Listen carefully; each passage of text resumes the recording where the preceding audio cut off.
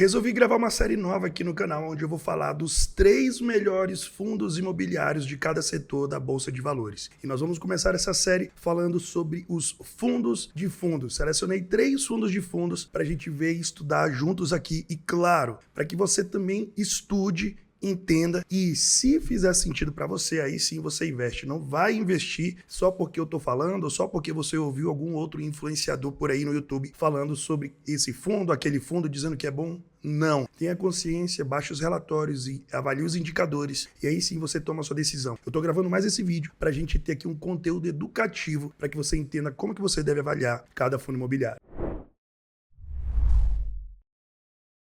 Olá, seja bem-vindo ao meu canal, meu nome é Bruno, aqui eu falo sobre ações, dividendos, renda passiva, liberdade financeira através da Bolsa de Valores, e nessa série em específico eu quero comentar com vocês sobre 3 fundos imobiliários de cada setor. E aí eu selecionei 3 fundos que eu julgo que são bons, tá, pessoal, ali de cada setor de fundo imobiliário. Então, o que vai acontecer? Vão ter outros vídeos, fiquem atentos, eu vou tentar fazer mais ou menos aí um vídeo por semana dessa série, mas o vídeo de hoje nós vamos começar falando sobre os fundos de fundos. E eu trouxe aqui 3 fundos imobiliários que eu achei bem relevantes e a gente vai dar uma analisada tanto no relatório quanto nos indicadores para a gente ver se realmente esses fundos imobiliários fazem sentido investir ou não. Então vamos lá para a tela do meu computador. Pessoal, o primeiro fundo imobiliário que eu achei relevante aqui comentar, né, do setor de fundos foi o RBVI 11, tá, pessoal? Olha só, o RBVI 11, ele está sendo negociado a 58,46, a última negociação. Ele chegou a ter uma máxima de 78,19. Nós temos, olha só, o que a gente sempre olha nos fundos imobiliários, né? Olha o dividend yield do RBVI 11, 15,1% de dividend yield, e nós temos um PVP na casa dos 0,82, ou seja, você está tendo um desconto patrimonial de 18% ao comprar esse fundo a R$ 58,46. Que maravilha, né, pessoal? A gente busca por investimentos assim, tá? Onde a gente paga barato e tem uma rentabilidade alta, tá? Se a gente observar aqui nas oscilações do fundo, né, a gente vê que ele realmente teve alguns anos com dificuldade, olha só, 20, 21 e 22, ele meio que permaneceu estável, né? Ele não valorizou e nem desvalorizou. 1%, 2% ali, 3%, eu julgo que é uma cotação estável. Mas olha o que aconteceu em 2023, ele valorizou 28% em um ano. Em 2024 ele teve um ano ruim, desvalorizou 12%, e 25 ele também tá meio que ruim, tá? 7% negativo. Cotação dos últimos 12 meses caindo a um preço de 20% de desconto. É mais ou menos aquilo que a gente viu no preço-valor patrimonial, né? Tá um desconto ali de 18%. Vamos dar uma entendida aqui nos rendimentos e ver quanto que ele paga mais ou menos por mês. Olha só, ele paga em média 75 centavos por mês. Alguns meses ele paga um pouco menos, 70, 65, mas é um pagamento bem estável. Olha só, a gente percebe que a maioria dos meses, desde 2020, ele veio crescendo o pagamento e agora se estabilizou em 75 centavos, e essa queda da cotação faz a gente fazer com que o dividend yield cresça. Então, o dividend yield desse fundo, ele saiu lá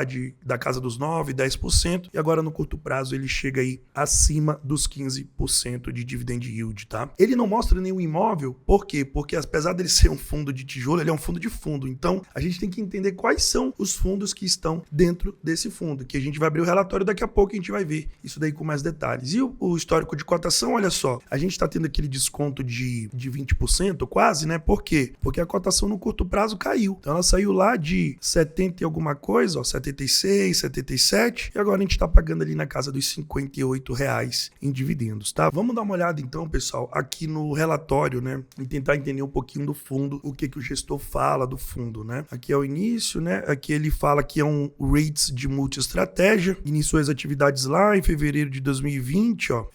Tem mais de 10 milhões de cotas emitidas. A administradora é a Trust, BRL Trust Distribuidora de Valores Imobiliários, a escrituradora é BRL também. Aqui, olha só, ele tem uma taxa de administração de 0,9 ao ano, sendo repassado 0,80 ao gestor. Tá aí uma taxa de performance de 20% dos rendimentos que superem a variação positiva do IFIX. Então, é um fundo, pessoal, que ele sempre vai procurar performar acima do IFIX. Aqui ele fala um pouquinho da gestora, né? É interessante a gente saber, né? Olha só, ele comenta aqui quem Pátria Investimentos, né? Gestora líder em gestão de ativos, 35 anos de experiência, classes de ativos Private Equity, infraestrutura, crédito, Public Equities, Real Estate, né? E uma soma de mais de 200 bilhões de ativos em gestão. Então não é uma gestora que começou ontem, ela tem aí um certo know-how no ramo dos investimentos imobiliários. E aqui é interessante a gente saber da estratégia, olha só, a visão estratégica. Ele comenta aqui, ó, a nossa visão, o fundo não deve se limitar apenas à gestão profissional e ativa de uma carteira de fundos imobiliários líquidos, mas também deve viabilizar o processo de pessoa física a investimentos que ela não consegue acessar diretamente, seja pela necessidade de investidor profissional ou pela complexidade da operação. Isso é interessante. Às vezes nós, pequenos investidores, não conseguimos ter acesso a grandes fundos, a grandes investimentos.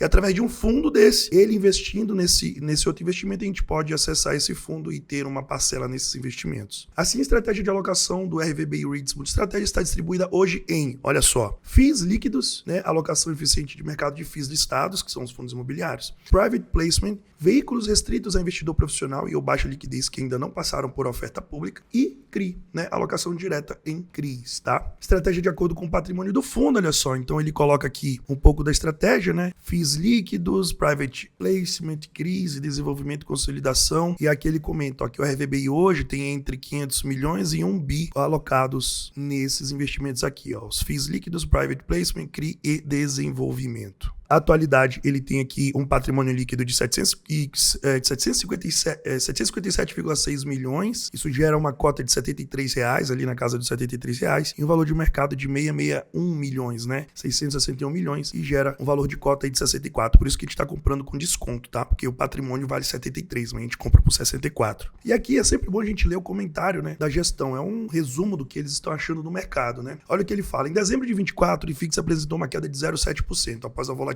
do índice do último mês do ano. Em resumo, ambas as quinzenas do mês sofreram com movimentos agudos dos fundos imobiliários. Apenas entre 1º e 15 de dezembro, o IFIX recuou 5,2%. Foi muito, né? Realmente caiu bastante. Diretamente afetado pela abertura da curva de juros futuros, que chegou a 7,7% ao ano. Realmente, o juros está desvairadamente subindo, né? No vértice de 10 anos, versus 7% ao final de novembro, como resposta do mercado ao risco fiscal doméstico e aos juros elevados no exterior, especialmente nos Estados Unidos. Então, olha só, a gente começa a perceber como é que toda a economia macro e global ela afeta um fundo imobiliário que você investe, né? A perspectiva da pressão inflacionária local para os próximos meses, que por sua vez se reflete na expectativa de novas elevações da taxa Selic ao longo do primeiro semestre de 25, podendo chegar a 15% ao ano. Isso aqui é perigosíssimo, né, pessoal? Se a gente tem uma taxa Selic muito alta, mas eu vou estar ganhando muito da renda fixa. Pô, mas os ativos reais são muito pressionados quando a Selic aumenta desvairadamente assim, né? Então, não é bom a gente ter uma Selic muito alta, não. A abrupta abertura da curva longa de juros afetou investidores de forma mais sensível na primeira quinzena de dezembro, após a estabilização em meados do último mês. Os FIIs ainda tiveram tempo de recuperar parcialmente nos últimos dias de 24. Apenas a segunda quinzena do IFIX avançou 4,8% com um rally em todos os segmentos, o que pode ser interpretado como uma leitura de mercado de que o grau de desconto dos FIIs, mesmo diante do contexto macro, havia sido demasiado. Exatamente. Às vezes a gente fica com medo, pessoal, de que, poxa, tá caindo muito, mas calma. Pode ser que haja uma distorção quando a gente vê uma desvalorização muito grande como essa daqui do IFIX, que recuou 5% só em dezembro. Ainda mais os fundos imobiliários, que eles têm uma volatilidade menor, né, do que as ações. Então, realmente foi uma oportunidade para uma compra ali de bons fundos imobiliários, né? Ainda assim, 2024 foi o terceiro pior ano da história dos FIIs, perdendo apenas para 2013 e 2020. E nos últimos 12 meses, o IFIX recuou 5,9%, puxado pelos fundos de tijolo, que teve uma média de 8,9% de desvalorização, tendo a sua queda suavizada pelos fundos de papel, que caíram um pouco, né? Claro, o papel se beneficia dos juros altos. Então, agora aqui, pessoal, nesse comentário, ele vai falar um pouquinho de cada setor, né, que esse fundo investe, porque já como ele investe em outros fundos, olha só, ele fala aqui, no caso dos fundos de papel, seguimos mantendo uma porção relevante em nossa alocação como estratégia defensiva nesse momento, porque especialmente ao longo do primeiro semestre de 25, com as próximas reuniões do Compom, especialmente 29 e 19 de março, espera-se uma alta de 1% percentual em cada encontro, levando a taxa Selic dos atuais 12,25 para 14,25. Na verdade, a taxa Selic já está em 13, né, e alguma coisa, 13,75. Então pode ser que ela venha na casa dos 14 agora. Por mais que essas previsões já estejam razoavelmente precificadas pelo mercado, é natural que ocorra certa volatilidade nos FIIs e sua efetivação. No final de dezembro, nossa carteira CRI representava cerca de 12%, olha só. Então, ele fala até para comentar lá até a página 17, né, que ele mostra com mais detalhes. 12% do PL do fundo, e a nossa alocação em FIIs de CRI, 25% do PL. Então, 25% desse fundo é de papel, tá, pessoal? Assim, nossa exposição consolidada ao setor é de aproximadamente 38%. Nossa opção ao longo dos últimos meses foi de aumentar a exposição indireta ao setor, uma vez que encontrava-se descontado em relação ao seu valor patrimonial, sendo mais atrativa a alocação em fundos de CRI, tanto pelo desconto quanto pela liquidez. Além disso, a alta do IGPM e do IPCA e do CDI nos próximos meses pode trazer ganhos a curto prazo interessantes no setor. Então essa é a tese de investimentos dele, mantendo aí 25% dos FIIs em FII de papel, FII de CRI, né, e aproximadamente a posição consolidada de 38%. Vamos ver agora esse outro aqui, ó. No tocante especificamente ao RVBI 11, apesar da queda do mercado, nosso portfólio se provou resiliente e superou o IFIX de 24. O PL do fundo apresentou uma queda de 3,9 versus 5,9 do índice. Isso é interessante. Em dezembro, a queda foi de 0,9 e o benchmark 0,7, ou seja, caíram um pouquinho mais, mas nada absurdamente diferente. Às vésperas de completar 5 anos, desde o seu início em fevereiro de 20, o RVBI 11 acumulou retorno de mais de 14% versus apenas 1,9% do IFIX no mesmo período. Realmente, o IFIX tem andado de lado muito tempo, né, pessoal? Então, poxa, rentabilizar 2 e rentabilizar 14, muito melhor rentabilizar 14, né? Acerca do giro da carteira desde abril de 24, quando encerramos o processo de consolidação dos fundos BLMR11, BCMC11, MORI11 e MORC11. Giramos cerca de 31% do PL do fundo, ou 267 milhões. Contudo, diante do mercado extremamente volátil, optamos por não realizar giros na carteira em dezembro. Então, eles ficaram um pouquinho espertos, viram que o mercado estava volátil, preferiram não mexer na carteira, né? Então eles investiram nesses fundos e preferiram não investir mais em dezembro. Mesmo sem giro a carteira, mantivemos o rendimento da cota de 75 centavos, o que apresentou yield de 14% sobre o valor de mercado das cotas e 12,2% sobre o valor patrimonial. Do montante distribuído, cerca de 70 centavos por cota foram provenientes do resultado recorrente do fundo e os 5 centavos por cota restantes oriundo de reserva de lucro. Então, o que o fundo gera realmente é 70, né? E eles distribuíram mais 5 porque era a reserva do fundo, tiveram que distribuir. Ao final de dezembro, a reserva de lucros do RVBI 11 era de 0,3 por cota. Então, provavelmente eles não distribuam mais 75, talvez distribuam ali na casa dos 73, né? E ele termina falando assim, né? Além do montante em reserva, o fundo ainda conta com 0,39 de cota de ganho de capital não realizado. Para os próximos meses, diante da perspectiva do mercado desafiador, enquanto perdurar o novo ciclo da alta da Selic, seguiremos com a estratégia. 1. Realizar alocações estratégicas de médio e longo prazo, aproveitando os elevados descontos observados em fundos líquidos com elevada qualidade imobiliária. 2. Buscar elevar ao máximo o rendimento recorrente da carteira,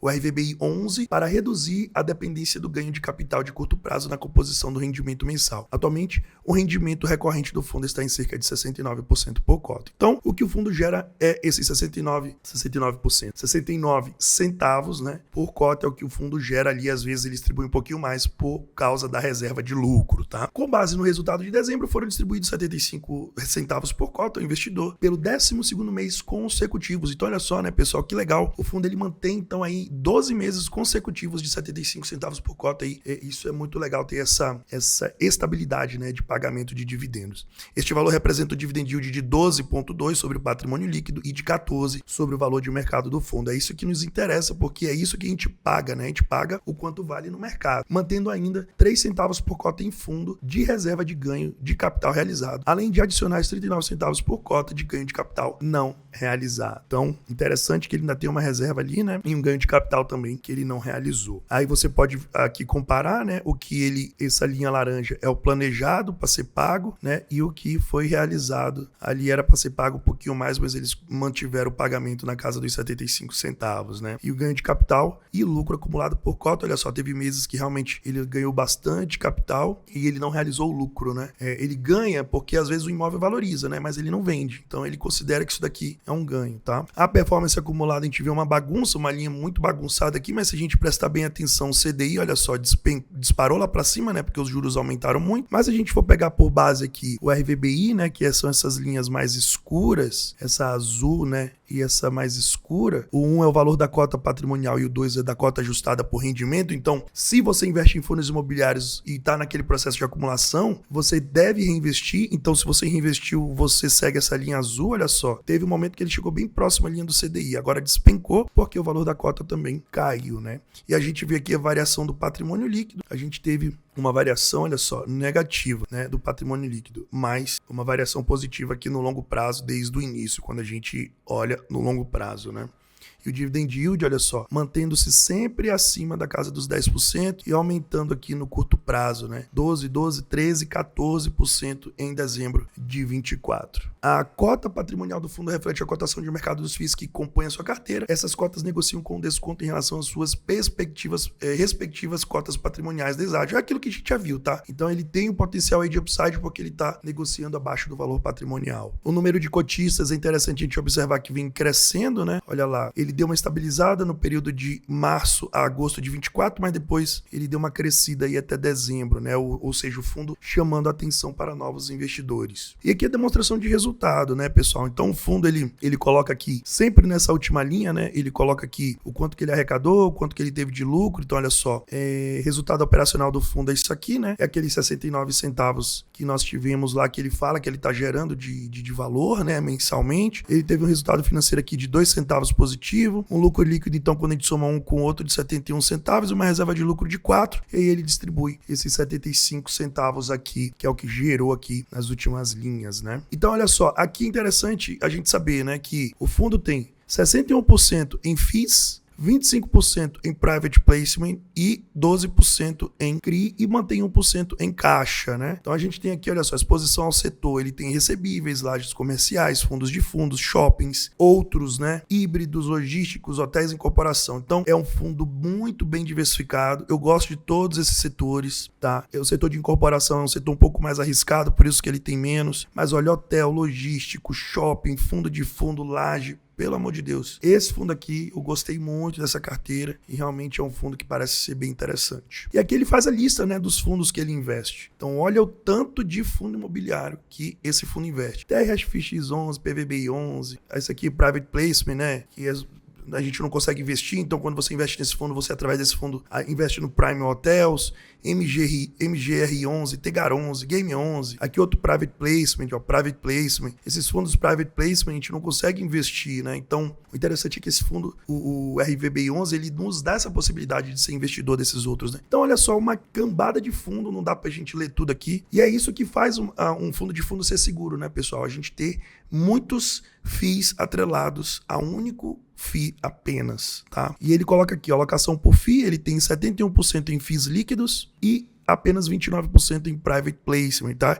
E a alocação por estratégia de retorno, ele coloca uma alocação por estratégia de renda muito maior, né, 91%, e pouquinho aqui em desenvolvimento e curva de juros, né? Então, o FII foca realmente em ter renda, tá? E isso é muito importante. Isso traz segurança para o fundo imobiliário. Aqui é onde você tem, geograficamente falando, onde o FII investe, né? Então, olha, vários estados do Brasil, né? Amazonas, Bahia, São Paulo, Rio de Janeiro, Curitiba, pelo amor de Deus, Mato Grosso, Goiás, tudo aqui, né? Uma variedade imensa de lugares. Isso também traz uma segurança. E aqui ele vai falar dos CRIs, né? A carteira de CRI, eu não vou me estender muito, já está chegando aqui no fim do relatório. E é isso, pessoal. Olha, o RVBI 11 é um FII realmente que me deixou animado. Eu vi que é um FII muito bom e que tem ótimos indicadores, né? E está descontado. Vamos então para o segundo fundo imobiliário para a gente dar uma analisada. O segundo FII é o HFOF11, pessoal. Acho que eu já fiz vídeo sobre o HFOF11 e o HFOF11 é bem conhecido, né? Então ele tem uma cotação ali de R$ 53,50, ele chegou a ser negociado a R$ 71, então a gente percebe que ele está num desconto. E dividend yield, olha só, um dividend yield muito bom também, de 13,5 e um PVP de só 0,83. Novamente, um fundo que paga muito dividendo com um PVP muito descontado, né? Temos então os rendimentos desse fundo bastante estável também, olha só, na casa ali dos 62, 63, e a gente teve uma queda agora no curto prazo aqui, início de 25 para 56 centavos. Tá? Mesmo assim, nós temos um dividend yield crescente, tá? Era ali na casa dos 9, 10 e agora a gente tem na casa dos 13% o dividend yield do HFOF. Como a gente sabe, fundo de fundo não vai aparecer os imóveis. E olha só, uma grande variação, né, pessoal? A gente teve ali, ó, 74, depois 52 reais, voltou na casa dos 70, agora caiu na casa dos 50 reais novamente. Então, provavelmente, olha só, esse fundo, quando ele chega nesse patamar de preço, ele chegou uma vez aqui, outra vez aqui, outra vez aqui, agora tá chegando de novo. Provavelmente vai acontecer o quê? Vai voltar por causa dos 70. Então a gente tá tendo uma grande oportunidade, pode ser uma grande oportunidade de comprar HFOF 11. Vamos dar uma olhada no relatório do HFOF 11. Vamos lá. Então aqui com o relatório do HFOF 11 é o RedTop FOF 23 FI, tá? Deixa eu tirar essa barrinha aqui, diminuir um pouquinho aqui e vamos lá. Esse relatório ele é meio compridinho aqui, né? Ele não é deitado como os outros. Olha só, pessoal, aqui ele já começa a falar do fundo. Ele tem aqui uma cota patrimonial de 64 centavos e uma cota de mercado de 53. Só que a gente já percebe que nós temos um desconto, né? Assim como o RVBI 11 e o HFOF 11 também está descontado. Valor de mercado de 1,2 bi, quantidade de cotistas 73 mil e quantidade de cotas 23 milhões ali, né? Na casa dos 23 milhões. E ele tem aqui, olha só, taxa de administração, como todo fundo tem, né? 0,60 ao ano sobre o PL ou sobre o valor de mercado e caso o fundo gere ali, integre o IFIX. E uma taxa de performance de 20% que é CDI IFIX semestral.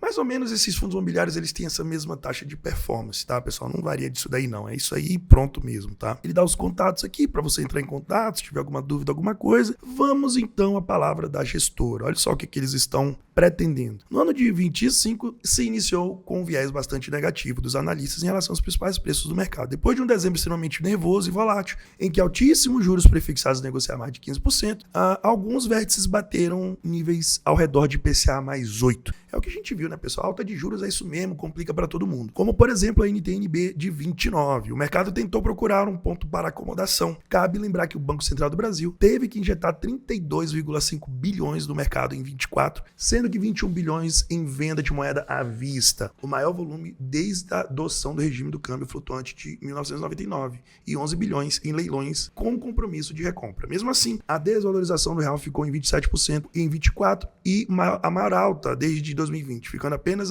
atrás da desvalorização do peso argentino, que foi de 27%. Então, e tudo isso, né, pessoal? Olha só como a taxa de juros ela influencia, né? Investimento, desvalorização de moeda, é uma coisa complicada. Ele continua, olha só, o fluxo cambial de 24 negativo, o terceiro ano da história, perdendo apenas para os 44 bilhões de 19 e 27 bilhões de 20. Assistimos o fluxo financeiro ficar negativo em 84 bilhões. Só na B3, a saída de recursos foi de 32 bilhões no mercado secundário, o maior valor desde 2020.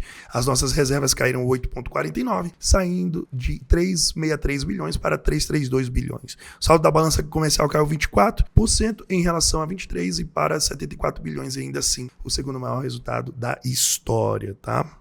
Ele fala um pouco aqui sobre o resultado fiscal e tudo mais, eu não vou ficar me enrolando nisso daqui, tá? Ele tenta explicar aqui o que aconteceu. O interessante é a gente entender isso daqui. Para 25, temos uma grande inclinação em acreditar que a alta da Selic se encerra na reunião de março com o Copom. Eles já pensam diferente do RVBI, né? A RVBI acha que até fim de 25 essa alta vai continuar. Vamos ver o que eles falam aqui.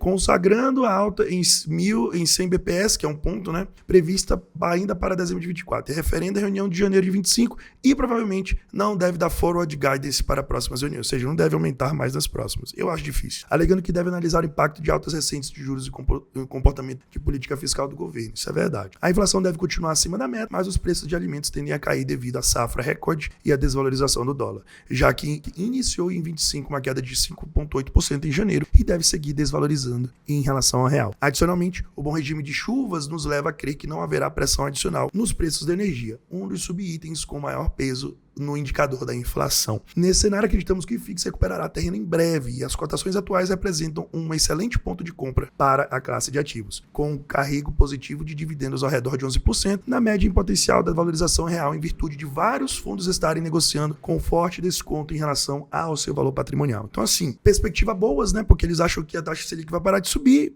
ele vai subir mais um ponto só e vai parar, e eles estão vendo que realmente está com um desconto muito bom para se investir nos fundos imobiliários. Esse é o resumo, né? E aqui ele começa a falar, ó, como abordamos os relatórios anteriores, em novembro anunciamos uma redução de rendimento distribuído, a gente viu lá no gráfico, né, de 56 centavos por cota. Entendemos que a transparência na comunicação e previsibilidade das distribuições é importante para nossos investidores e, apesar de desconfortável, este é um assunto que buscamos abordar ao longo dos últimos relatórios, indicando que o fundo estava passando por um processo que visava encontrar o patamar de rendimento rendimentos com uma linearização mais próxima dos resultados recorrentes esperados. Isso é interessante, pessoal. Às vezes o investidor ele quer que o fundo pague muito dividendo, mas, cara, às vezes é melhor pagar menos e manter a saúde do fundo do que você ficar tendo muito rendimento ali, de uma hora para outra o fundo não conseguir mais pagar e fazer igual a HCTR11, ter que zerar pagamento, entendeu? Então aí complica. Tá? Desta forma, apesar de contarmos com o resultado acumulado dos períodos anteriores, 61 centavos por cota no encerramento de janeiro de 25, a redução gradual é ao longo dos últimos trimestres, fruto do aumento da vacância dos ativos investidos e a recente piora do cenário promovida pelo aumento de juros passaram na decisão. Temos alta taxa de juros, temos mais vacância, vamos reduzir um pouquinho os pagamentos, tá? Prudente isso. Assim, após a redução realizada, pretendemos manter o atual patamar de rendimento de 56 centavos por cota ao longo dos próximos meses. Então, eles já estão dando a dica e falando, os próximos meses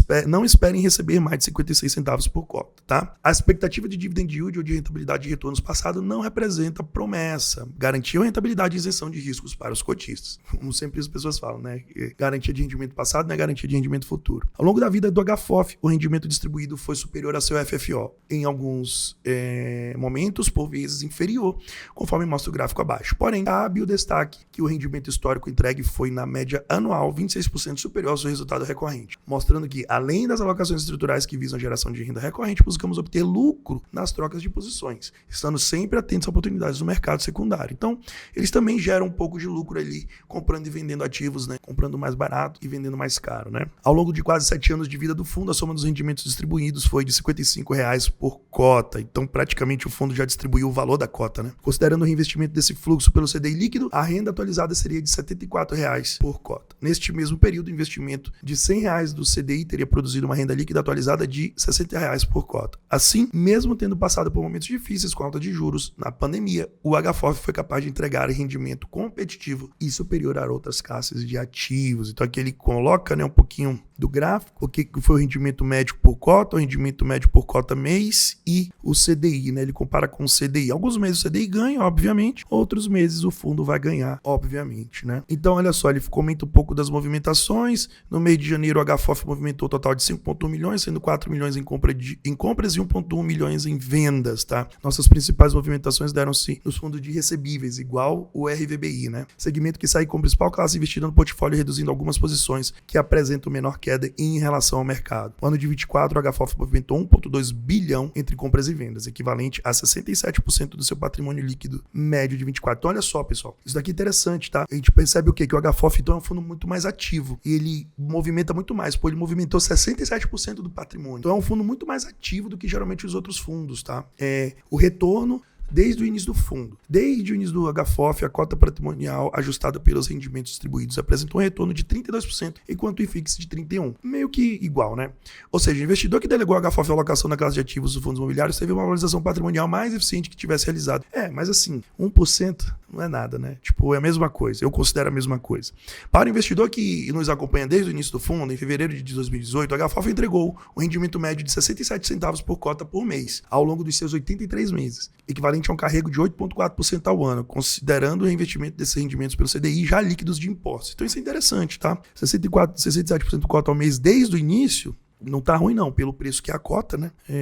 Menor dependência de ganho de capital, composição do resultado. Então, olha só, os resultados recorrentes são bem relevantes, né? Em todos os meses, todos os semestres. Aqui ele dividiu por semestre. Investimento em fundo de fundos, ele fala um pouquinho. Investimento em fundo de fundos imobiliários possui diversos diferenciais, dos quais destacamos entre os outros. Isso aqui é interessante. Vamos lá. Gestão de uma equipe profissional especializada que realiza análise e negociação dos ativos, diversificação dos investimentos ao comprar um único fundo, uma cesta de ativos, o acesso aos investimentos exclusivos. Isso aqui eu acho legal, galera. Eu não tenho fundo de fundo, mas, cara, eu tô pra investir porque isso aqui eu acho muito legal. Acesso a investimentos exclusivos que não estão distribuídos em público em geral. Cara, através de fundo, você investe em fundos que você não tem acesso. Essa é a realidade, tá? E a possibilidade de ativismo pela gestão de forma a extrair resultado adicional. A gente não consegue ficar comprando e vendendo o tempo todo. Esses caras desse fundo fazem isso. Eles compram e vendem, você viram, 67% do patrimônio. Então, eles meio que ficam fazendo trade ali. Pô, essa cota subiu mais do que o normal. Não é hora de vender, eles vão lá e vendem. Pô, essa cota aqui tá muito barato, não é hora de comprar, eles vão lá e compram. Entendeu? Além dos diferenciais apontados, a HFOF fechou o mês de janeiro com um desconto de 17% em bolsa versus seu valor patrimonial. Considerando o patamar de desconto sobre o valor patrimonial em que os fundos de fundos negociam, é possível que o investidor possua um retorno superior do que o comparado aos ativos adicionais, já descontadas as taxas do fundo. Então, realmente, isso aqui eu concordo. Cara, se tá muito barato, barato, é muito melhor você comprar porque a sua probabilidade de ter lucro é muito maior, entende? E se está 17% mais barato, por que não apostar, né? Como exemplo, ao comprar o HFOF no fechamento de dezembro, o investidor conseguiu obter um dividend yield de 11,6, superior aos 11,11 que seria obtido investindo diretamente nos ativos que compõem a carteira do fundo. Isso é interessante saber. Vale destacar que o rendimento observado nos ativos da carteira foi superior no mês de janeiro, devido a rendimentos extraordinários de alguns fundos para cumprir a regulamentação de distribuição no mínimo de 95% do resultado do semestre. O que acontece? Às vezes o fundo não distribui tudo, sobra um pouco no fim do ano, quando é janeiro eles têm que distribuir. Por quê? Porque eles tinham que ter distribuído 95% e não distribuíram. Aí eles pegam aquela sobra e distribuem. Aí janeiro dá um resultado um pouco melhor do que nos outros meses, tá? Isso é normal acontecer. Cota potencial do HFOF, então eles estão julgando, né? Isso aqui não precisa levar em consideração, mas eles estão julgando que a cota, o potencial da cota é de chegar em R$90. Cara, não cai nessa. Tá? A cota ela pode ficar ali nos R$50, R$60 daqui 5 anos só ir para 90. Então, vou cobrar porque vai para 90. Não, ninguém garante que vai chegar nisso daqui, tá? Esquece. E ele aqui os segmentos, ó. Percebe que o RVBI é bem mais diversificado nos segmentos, né? Mas esse é diversificado também, olha só, mobiliário, corporativo, logístico, industrial, renda urbana, shopping e outros. E ele coloca um pouquinho aqui em caixa e previsões, né? Que sempre tem que ter o caixa, o fundo sempre tem que ter o caixa ali, não dá para ficar zerado no caixa, né? Então, olha só, ele tem 54% logístico, 21% em CRI, bastante CRI, né? Shopping 13%, desenvolvimento 11%. Né? Então, a maior parte é em logística, né? E o volume de pipeline para 2025, eles querem aumentar os CRIs, ó, aumentar o desenvolvimento e diminuir o logístico. Por quê? Isso aqui deve estar dando muito lucro para eles. Então, eles devem vender, né? Aqui para alocar mais em CRI, que deve estar mais barato. Talvez seja essa a estratégia. Eles querem colocar híbrido, ó. Híbrido, que não tem renda urbana e corporativo. Vai ficar bem mais diversificado, né? Aqui não é tanto diversificado, mas eu gosto de uma diversificação um pouco mais, assim, que nem tá aqui, ó. Porque desenvolvimento em shopping eu gosto, logístico, é muita segurança você ter um patrimônio maior em logístico, então aqui eles estão prezando mais pela segurança, aqui eles estão prezando mais pela rentabilidade, né? Vamos ver se tem mais alguma coisa. Ele faz uma tabelinha de risco-retorno, tudo bem. Ele fala que a volatilidade, né? O IFIX, a gente percebe que o IFIX realmente ele tem uma volatilidade muito menor que o IBOV. Apenas 2020 que foi absurdo, mas o IBOV também variou absurdo lá em 2020. Mas olha só, todos os outros anos o IFIX variando muito menor do que o IBOVESPA, né? Os principais investimentos, olha só, fundos imobiliários e renda fixa. E olha agora, né? Estratégia, né? Renda eles querem um pouquinho menos, ganho de capital e renda e ganho, né? Eles querem priorizar renda e ganho. Por isso que eles querem colocar mais em CRI. Por quê? Porque como o CRI tá barato, o CRI vai dar renda, mas o CRI também vai dar ganhos, né? Se a cota valorizar. Aqui a divisão nos segmentos e aqui os fundos, né? Não vou ficar lendo, a gente já tá chegando no final aqui, mas são vários fundos imobiliários que o HFOF investe, né? Isso é muito legal, cara. Eu gosto muito desse tipo de estratégia de investimento. Então esse foi o HFOF. Vamos para o nosso terceiro FI de fundo. Vamos lá. É o RPRF11, o Alphabet Strategy Real Estate, tá? Ele tem uma cota de R$6, é um FII barato nominalmente, né? A gente tem ali o máximo de 7,59, então também percebemos que tá com desconto. Um dividend yield de 13,2 e um PVP de 0,75. Dos três, esse é o mais barato, pessoal. Olha só, com relação ao valor patrimonial, temos então 25% de desconto quando a gente paga 6,10 na cota desse fundo. Quando a gente vem para os rendimentos, ó, ele deve ter saído, né, de base 100 para base 10, né? Porque ele pagava 63 centavos e agora ele tá pagando 6, 7, 8, 9, 10, 11, chegou a pagar 11 e voltou para 6. Tá? E olha só, mesmo ele voltando para 6, o dividend yield continua crescendo. Então isso é interessante, tá? Não temos imóveis porque é um fundo de fundo, como a gente já viu, e quando a gente vê o gráfico da cotação, olha só, no curto prazo estava realmente ali na casa dos R$7, R$7,50, e agora tem gente pagando ali perto dos R$6, com desconto em relação ao valor patrimonial de 25%. Isso é muito bom, mais um fundo barato. Vamos então para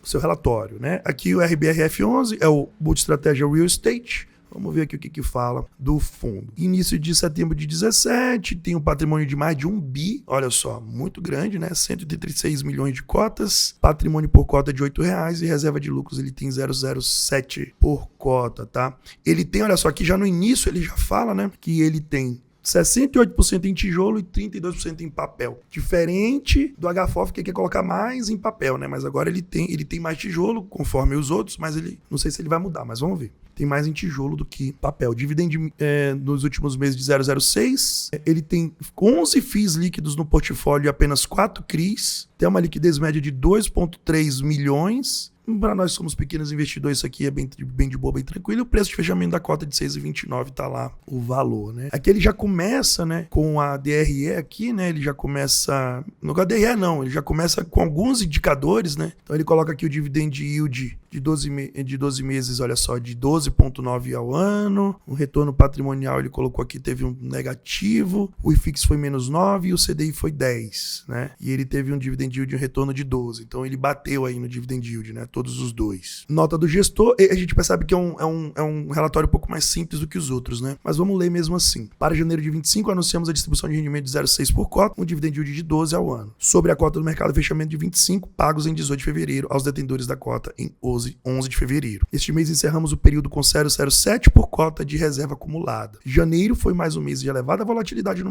mercado macroeconômico, marcado por incertezas em relação à política fiscal do Brasil. Esse fiscal tá ferrando o Brasil, né? Essa aqui é a verdade. Nesse contexto, o IFIX iniciou o ano com uma queda de 3%, registrando seu quinto recuo mensal consecutivo. Então todo mundo tá dizendo, tá normal, pessoal, o IFIX tá recuando, as cotas vão desvalorizar, e isso tá normal e tá acontecendo com todos os fundos imobiliários, né? Aqui deve ser os fundos que ele investe, né? Ele já colocou aqui, ó, então KNP, KNHY, KNHF, então olha lá, ele teve tudo isso aqui de compra, né? E o que gera cada fundo de dividend yield ali pro fundo, né? Interessante, não temos nenhum com menos de 10, o menor é o PVBI11, que gera 10, o resto é 16, 15, 13, 16. Muito legal saber que gera tudo isso de dividendo, né? Então, olha só, diante desse cenário, utilizamos nossa expressiva reserva de caixa acumulada ao longo do ano para aproveitar excelentes oportunidades de investimentos que surgiram durante este período de grande volatilidade. Conforme ilustrado no gráfico acima, acertamos o time dos investimentos em dois momentos distintos. O primeiro foi entre os dias 16 e 20 de dezembro, que investimos em FIIs enquanto o IFIX atingiu sua mínima, ficando abaixo dos 3.000 pontos. Em seguida, o mercado subiu e neste intervalo optamos por não realizar novas compras até que o início de fevereiro, quando o IFIX sofreu outra grande queda e assim voltamos às compras com disciplina. Check, valeu, isso aí. Durante esse período, decidimos concentrar nossos investimentos em FIIs high grade e crédito estruturado, com uma boa liquidez, que se beneficiam de juros mais altos e oferecem dividendos atrativos, acima de 15%, aquilo que a gente viu lá. Fundo de tijolo prime, como o top 11 e o PVBI 11, que aliam maior resiliência a um bom dividendo, e no total investimos 62 milhões em 10 FIIs, com um dividend yield de 14,9%, e já acumulou uma valorização de mais 3%. Então esse é um fundo também muito ativo, né, pessoal? A gente percebe que eles ficam ali só na tocaia esperando uma queda do IFIX para lá e pegar bons dividendos, né? Bons fundos imobiliários. Por fim, nossa posição de caixa no mês foi positivamente impactada pela distribuição de dividendos do RBR Malls e do Fundo Global Apartamentos, FI, além da amortização do CRI da GE Barueri. Em complemento, o FFO do fundo aumentou em 0,05 para 0,06, ou seja, o fluxo de dividendo, né? De forma sustentável. Seguimos trabalhando para elevar esse patamar ao longo do semestre. Esses dividendos serão complementados por ganho de capital e estratégias como FI Global Apartamentos e Fundo de Desenvolvimento. Muito legal. Ele fala aqui, né, para baixar o PDFzinho aqui para mostrar em detalhes. Eu não vou fazer isso, a gente não precisa. E evolução do caixa, olha só. Em janeiro de 25, nossa posição do caixa no mês foi positivamente impactada pela distribuição de dividendos. E do BR1, ele já falou lá, né?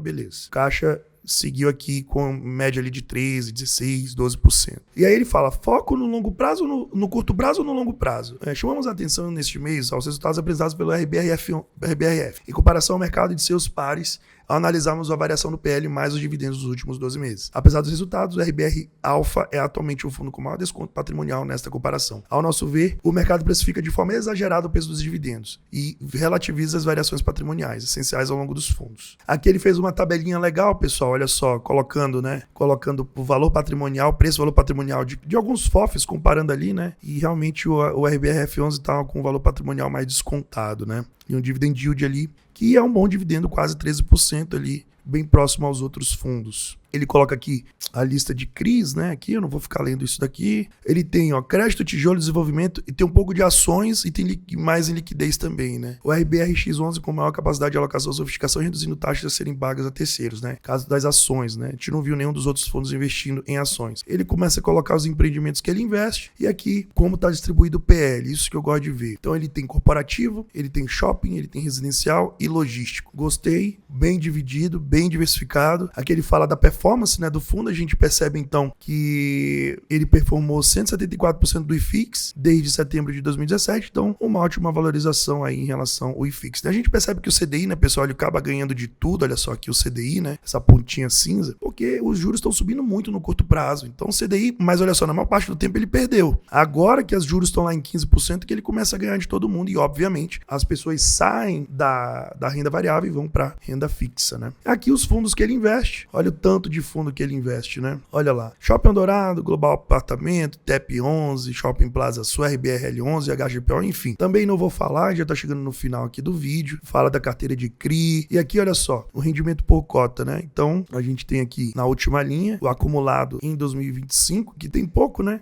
A gente tem apenas 2 meses aí, mas desde o início ele já distribuiu R$ 5,73 por cota em dividendos, né? Então ele vem aí pagando relativamente muito estável, né? Como a gente vê aqui, ó, a composição de rendimento por cota, ó, 0,05, 0,05, 55, 6, 5, pagou 9, que foi outubro de 24, ele veio, pagou aqui, ó, 10 centavos, 11 centavos e agora voltou a pagar 6, né? Então é um fundo que entrega um resultado relevante aí pro cotista. E ele fala, ó, valorização, potencial de valorização.